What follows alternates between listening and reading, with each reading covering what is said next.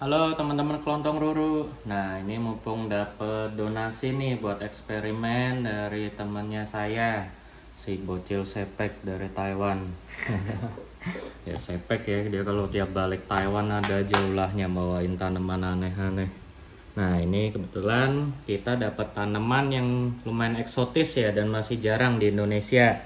Itu adalah Proboscidea pervifolia, sama ini dia lebih terkenal namanya sebagai ini Ibisela lutea. Nah, kita jelasin dulu nih tanamannya karena belum ada, kita belajar dari biji dulu ya. Semoga ini bisa tumbuh semua, kemudian kita bisa lihat tanamannya kayak apa. Jadi dari segi histori, dua tanaman ini berkerabat. Terus masih banyak yang bilang Proboscidea itu sinonim, tapi juga menurut ahli yang menurut saya orangnya itu juga bagus banget, sering saya jadiin referensi terutama buat dua tanaman ini, itu Berry Rice. Dia orang bule, dia juga demen banget ngulik kayak saya, demen ngobrol, bahasanya juga kasar-kasar tapi lucu orangnya. Dia sering jadi juri di Carnivorous Plant Festival gitu. Nah, saya akan banyak ngutip dari dia. Kalau menurut dia itu sebenarnya genus yang berbeda ya, Proboscidea sama Ibisela ini. Terus umumnya katanya kalau nggak salah nih, Ibisela itu biasanya buahnya itu lebih gede. Cuman mereka ini itu konon katanya asalnya dari Amerika Selatan. Dan di Amerika Selatan ini itu kan banyak lingkungan semi arid.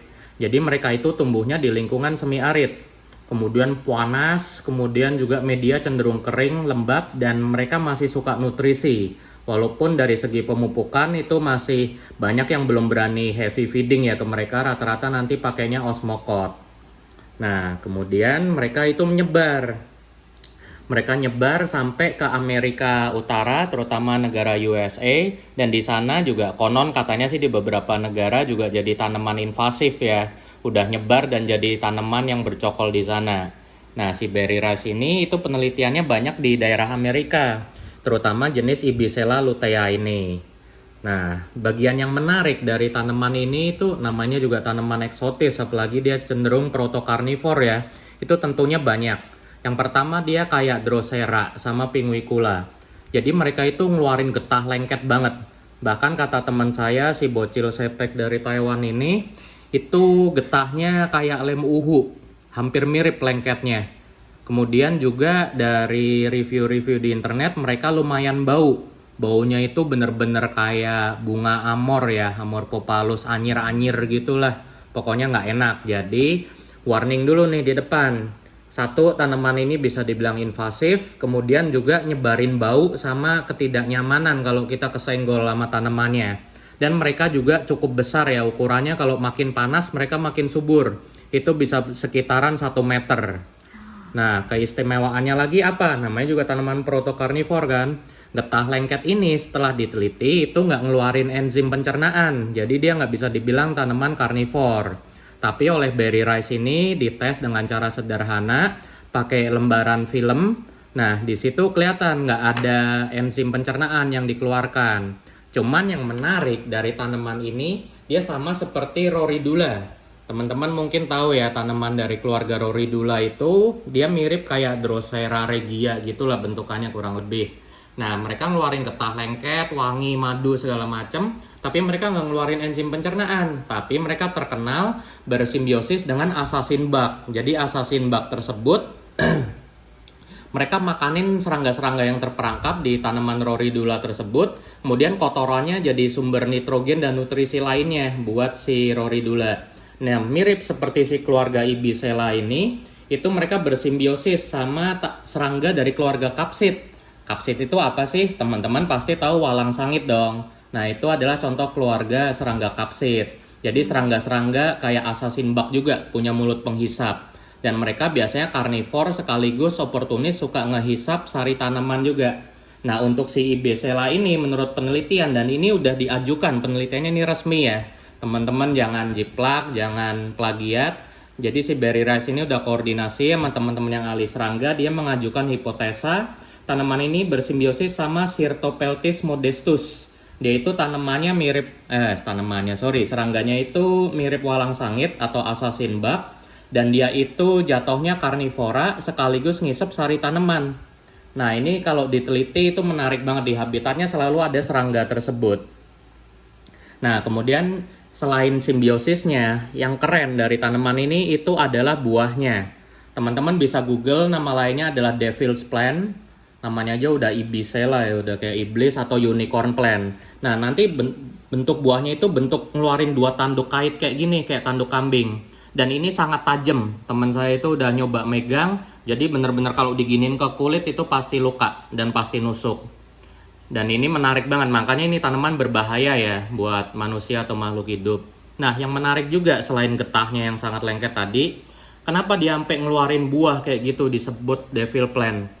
Nah, ini menarik juga nih, tanaman kan juga bisa dibilang purba ya. Jadi kita bisa bayangin pada saat zaman dulu banyak mamalia-mamalia raksasa seperti mammoth, giant sloth, atau mamalia lain yang besar. Mereka lagi jalan terus ketusuk sama si buahnya ini, seret, nyantol.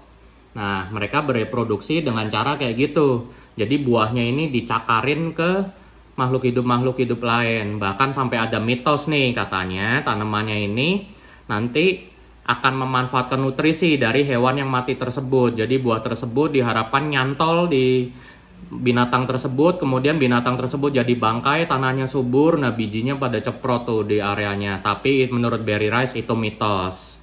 Nah, menariknya adalah sebelum jadi buah nih, dia kan bentuk bunga. Bentuk bunganya itu mirip seperti tanaman pohon monodora kalau saya nggak salah ya, model-model gitulah. Bunganya agak mirip anggrek dikit. Agak mirip doang ya, bukan saya bilang mirip. Nah, yang menarik dari si bunganya dia, mungkin nanti kalau tanamannya ceprot kita bisa lihat another content. Dia memiliki stigma dengan perangkap aktif. Jadi ini anehnya, setiap ada serangga atau polinator yang nempel ke stigma dari bunga tersebut, itu nanti stigmanya otomatis nutup seret. Dia bentuknya kayak cocor bebek muka. Nanti kalau ada serangga noel stigmanya, dia seret nutup gini. Nah, ini keren. Konon katanya mereka mendevelop perangkap kayak gini itu untuk mencegah ada polen lain yang masuk lagi. Jadi sekalinya udah dikawinin, dia nggak mau tercemar oleh polen lagi. Ini penting ya untuk kelangsungan alam, jadi kekayaan gen poolnya terjaga. Terus yang menarik lagi juga, pada saat dia udah membentuk buah gini, ini juga menurut si Barry Rice ya. Jadi kenapa dia bisa bilang mitos dia ngikut binatangnya sampai jadi bangkai itu salah. Jadi pada saat si buah devil fruit ini dia mateng, dia akan buka dikit bagian atasnya, bener.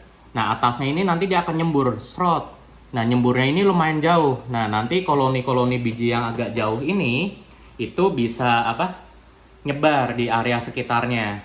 Nah, tapi buahnya ini tuh nggak buka semua. Bagian belakangnya itu masih rada nutup dan dia ketutup oleh lapisan kayu dari buahnya. Jadi buah yang udah mateng tapi separuh kebuka itu nanti nyantol sama binatang lain. Nah, dibawa jalan-jalan lah sama binatang. Nah, lama-lama kan yang masih di dalam buahnya itu nyebar. Nah, di situ keren ya, nih tanaman licik banget caranya dan bener-bener sadis. Nah, kita lihat nih cara kultivasinya. Pertama, kita lihat dulu buahnya. Kita bandingin ya, Proboscidea sama Ibisela ini dari segi buahnya relatif nggak ada perbedaan. Sama bentuknya mirip pasir malang. Nah, cuman yang tricky juga, namanya tanaman eksotis ya, dia itu cangkang pelindungnya keras kayak kuaci. Ini keras banget. Nah, caranya nyemai adalah kita harus ngilangin lapisan pelindungnya ini. Konon kalau kata orang-orang yang nyemai nggak pakai treatment khusus ini bisa nggak ceprot atau bisa 6 bulan lebih germinasinya. Nah, biar cepet germinasi gimana? Tentunya kita kupas. Nah, kalau kita namanya orang Indo ya, terkenal paling pinter ngakalin termasuk saya, dikasih peraturan segala macem pasti malah males ngeyel. Kalau orang luar itu demen ini digesek-gesek pakai amplas, pakai kikir sampai kelihatan endospermnya, terus baru disemai. Tapi itu kan kita gesek-gesek lama ya, apalagi bijinya kayak gini. Nah, ini makanya guna nih kuku panjang saya, walaupun jorok sering nyangkut kotoran, tapi ada gunanya di ilmu-ilmu kayak gini. Ini biji masih utuh ya. Kita pakai gunting kuku aja biar cepet. Kita gunting pertama dari sisi sininya. Tapi hati-hati, kita guntingnya sedikit demi sedikit, karena biasanya titik tumbuh kan ada di ujung biji ini ya. Nah, bagian ujungnya udah kita kurangin, tapi jangan sampai kelihatan putihnya. Begitu ujungnya udah, kita dari bagian sampingnya sini. Kita kupas pelan-pelan. Mungkin kalau teman-teman yang jirih, parno, ngedamage, latihan dulu sama kuaci sana. Nah, ini kan saya udah pro. Hahaha. Kelihatan ya, ada endospermnya putih. Jadi kayak Oreo ya. Nah, kalau udah kelihatan kayak gini, ada dua metode yang saya anjurin. Kita langsung pakai kayak gini, jadi kelihatan endospermnya aja, atau kita kupas utuh. Contohnya kayak gini. Nah, jadi teman-teman bisa lihat di sini ada dua perbandingan ya, yang udah jadi Oreo kelihatan putihnya, sama yang bener-bener tanpa cangkangnya. Kenapa kita bikin dua? Namanya juga eksperimen ya. Kalau kayak gini, apalagi kan lingkungannya beda, Indonesia tropis, subur, banyak nutrisi. Takutnya ini ntar kena mikroba atau mikrobiom patogen, nggak tumbuh, infeksi, busuk segala macam. Nah, kalau kayak gini juga prosesnya bisa pelan-pelan ya, karena dia masih ada lapisan pelindungnya. Nah, cara ngupasnya juga gampang. Pas udah kelihatan Oreo dalamnya kayak gini, kita cubit aja. Dan ini gunanya kuku panjang. Seret, kelihatan tuh, udah keluar dari cangkangnya. Kita taruh.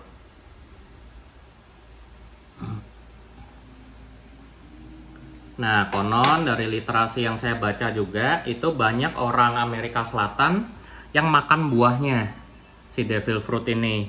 Nah, mumpung katanya gitu, kita coba satu ya, kita makan nih kuacinya kayak apa. Siapa tahu besok saya jadi devil man atau chainsaw man ya.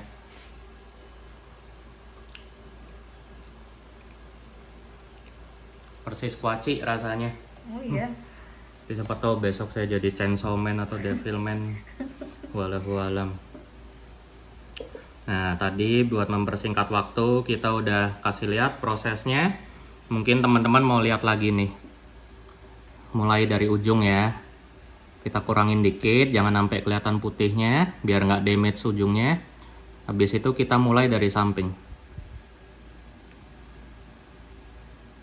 Dari samping, pas udah mulai kelihatan putihnya gini, kalau udah biasa, jangan dilepas gunting kukunya, kita tarik langsung. Seret, nah, kelihatan.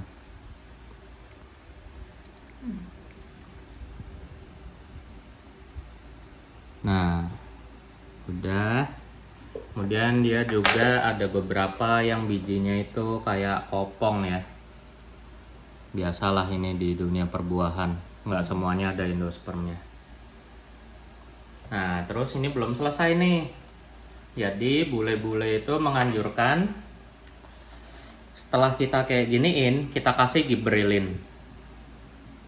Sekali lagi, jangan tanya ke saya gibberellinnya pakai apa, dosisnya berapa.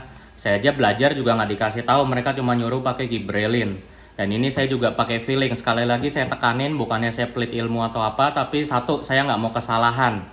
Kita semua beda. Oh, saya pakainya merek A, kalian pakai merek B, C, D, E, F, bla bla bla bla bla. Terus dosisnya juga beda, airnya beda, perlakuannya beda. Itu utak-utik temen sendiri. Kita belajar bareng biar pinter. Nah, gunanya gibberellin ini tentunya untuk merangsang germinasinya ya. Nah, kita cocokin, jangan sampai ketukar juga. Yang Perfiflora kita masukin, yang endospermnya udah dikeluarin, sama yang udah dikupas biasa. Kata mereka rendemnya cukup 12 jam. Tapi karena saya sibuk, udah keren sibuk lagi, mantep. Apaan sih? Ini dosisnya agak saya gedein, jadi saya nggak perlu nunggu 12 jam. Palingan saya tunggu 6 jam aja, habis itu saya semai.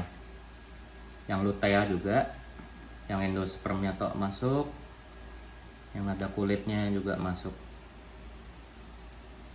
Pastiin ya yang ada kulitnya udah kekupas semua, kalau nggak sama aja bohong. Nah, kita ngupas pakai kuku gini juga bisa. Persis beras ya bijinya. Nah, kemudian ntar perawatannya gimana? Habis ini 6 jam. karena dia tanaman yang hidup di lingkungan semi arid, saya pakai medianya itu adalah peat moss, kokopit, sekam bakar, dan pakis cacah campur sama silikasen. Kemudian juga untuk menjaga biar nggak terlalu basah, saya juga pakai pot tanah liat. Nah, tapi dengan media yang cenderung lembab kayak gini dan masih ada nutrisi organiknya, itu merangsang germinasi lebih bagus ya, karena kelembapan lebih tinggi, kemudian nanti seedlingnya masih bisa nyerap nutrisi yang didapat dari nutrisi organik tersebut. Harapan saya nanti kalau ceprot, nanti saya pindah-pindahin. Nah, pas saya pindahin, saya akan pakai media yang cenderung apa ya, anti busuk klep lah.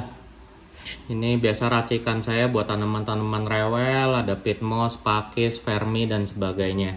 Dan bisa dilihat ada pumis juga. Dia walaupun poros tapi lembab ya. Mirip kayak sukulen. Nanti kalau udah gede rencananya akan saya uji coba di sini dan bisa lihat di sini poros semua tapi lembab. Seperti karakter orang yang udah miara, pakailah osmokot kalau nanti udah tumbuh. Kemudian juga dipiaranya di media yang nggak terlalu basah terus, cenderung kering-kering lembab gitu aja. Oke, sekian teman-teman. Mungkin nanti kalau tumbuh itu bisa kami coba rilis ke pasar ya. Tapi hati-hati ini tanaman yang invasif. Jangan tanya dulu beli bijinya berapa segala macam, karena memang nggak dijual. Ini untuk sarana edukasi aja buat teman-teman. Thank you.